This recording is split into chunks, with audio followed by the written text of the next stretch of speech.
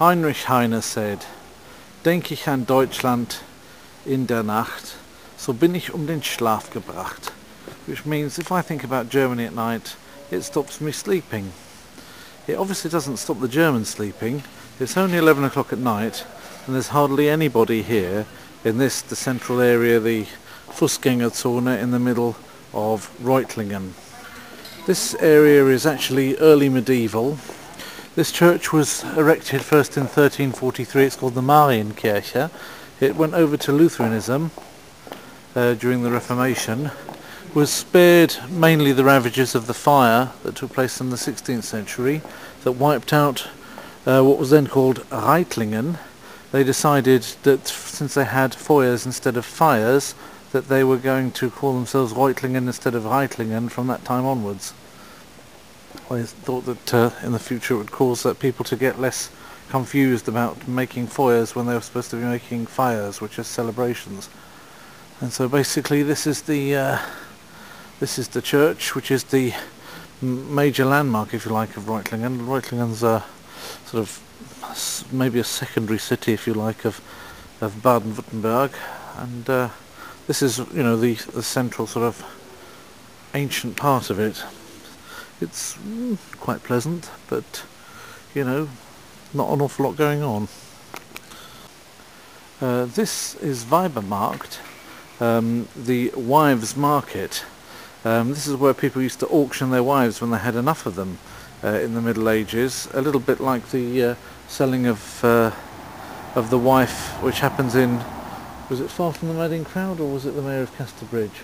Mayor of Casterbridge. Mayor of Casterbridge, yeah, by Thomas Hardy. Something similar to that used to happen in this square here at the side of the church, and so they call it Weibermarkt. Quite a nice house at the back. Yes, this is it. In the distance you can see a nice sort of house with all these markings and some quite interesting paintings going on this. It's a little bit dingy because it's not properly lit up. Then there are interesting things like golden, bit Masonic this, isn't it, when you can see a gold, made out of gold, what do you call these things, manhole covers made out of gold. It sounds a little bit like the that book. Which book was it where the Masons had hidden their gold in a manhole cover? Not sure, but this Reutlingen seems to be the world centre of manhole cover production. Well, decorative manhole cover production. Dannhäuser GmbH. Weltweite Exklusivherstellung von individuellen Motivschachtabdeckungen. Yes. The worldwide exclusive production of individual manhole covers. Interesting shops here. Canadian Husky, which sells, you know, obviously the kind of shoes which you'd need if you went to Canada, you know, especially in Arctic conditions, like these flip-flops here in gaudy colours. Next to it is Pruptik. Pruptik is a shop selling glasses. This percentage sign sort of look like is a kind of image of like a pair of glasses gone wrong. It's pro-optic. Have here is unisex shop. It says it sells sex luxury and a good haircut.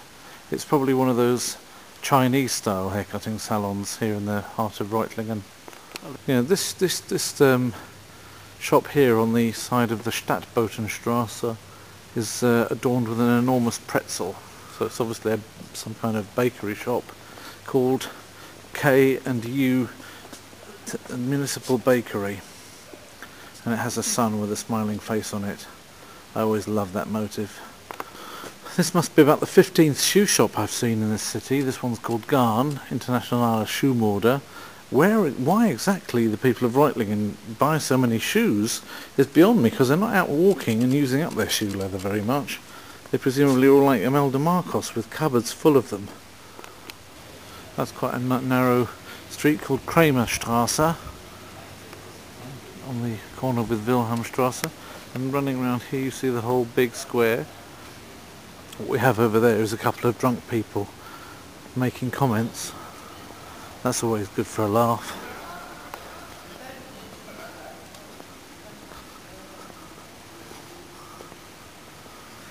It's quite old-fashioned here. It's very spacey and it's all pedestrian precinct.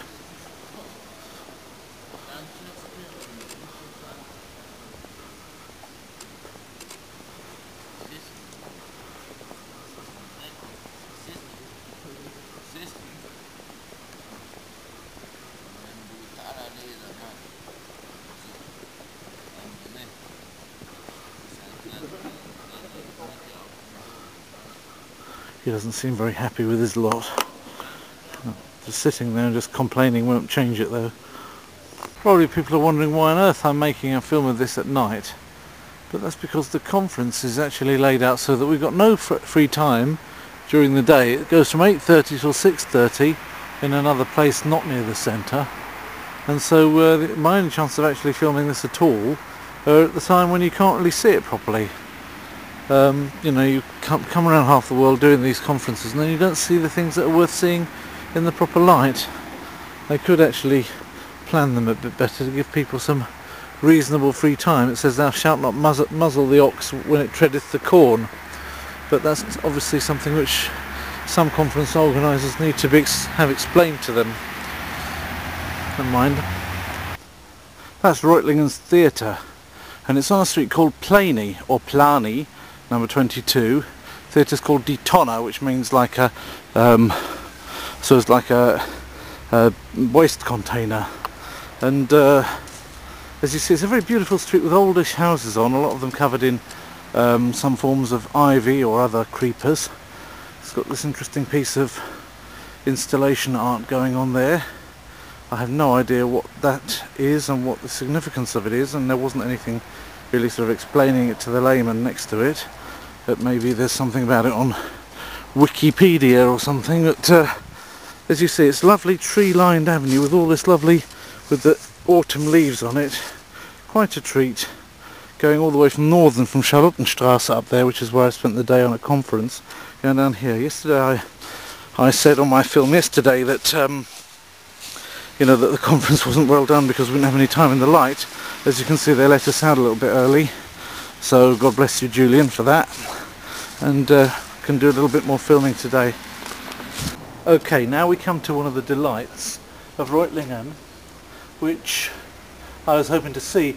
This is Spreuer Hofstrasse, the narrowest street in the world, only 1 foot wide.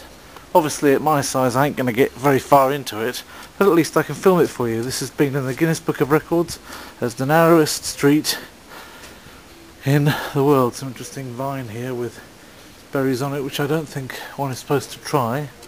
And this is just the first part of it, where it's starting to get a little bit narrower. And here we come to the really narrow bit. And I think that in order to get through that I'd have to go on quite an even more successful diet than I've already had. My dietary update is that I've lost 7.5 kilos so far since I started on the 1st of July. But even that gargantuan effort is not enough to get me through there. That is an official street, and it's only 1 foot wide, and there's even some kind of door or windows going there. There's a door to somebody's house. Obviously a very thin person's house going down there. I'm going to go around the other side now and see it from the other side as well. But I'll never get through there. I can't walk through that. Meantime, I'll just come away from this and just span it around some of the other things. It's quite an interesting version of leaf, isn't it?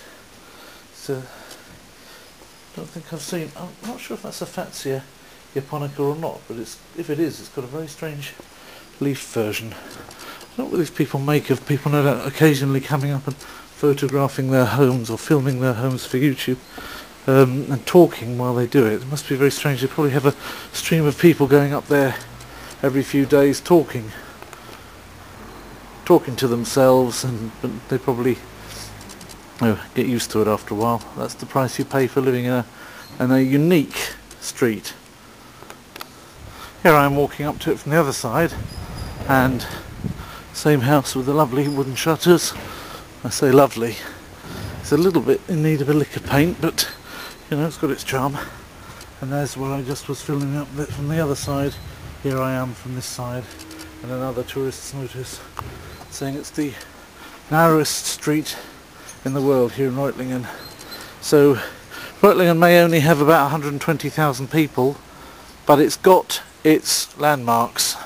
Reminds me a little bit about my own town, Hemel Hempstead, which only has 80,000 people, but was in the Doomsday Book, and also had the first two-way roundabout in the United Kingdom. We just made the acquaintance of Abdel, a Moroccan gentleman who wondered if I had any net working jobs going on in Poland. I've now managed to get to the same point I was yesterday, but this time in the light. And here's the Natural History Museum with a piece of human natural history sitting looking out of the door. And there's the nice square and the Marienkirche here. Let's see if I can get inside it for a moment. It's Lutheran, so I shouldn't have any qualms about going into it. I'm only joking, I do go into Catholic churches. And I was only joking about Weibermarkt, meaning that people sold their wives, like in Thomas Hardy as well. But then I think Thomas Hardy was also probably joking. Maybe not. I can't get into this so-called Evangelical Mary Church. I can look at it from the outside. Unfortunately, we've got this scaffolding here, but still you can see that for a very early church in the 14th century, fantastic designs, none of the technology that we have today. Here we have a plaque to a person that ministered here during the Reformation, Dr. Alba, and you can see a little bit just in the last few seconds of the film of what it looks like around here, down the street here outside.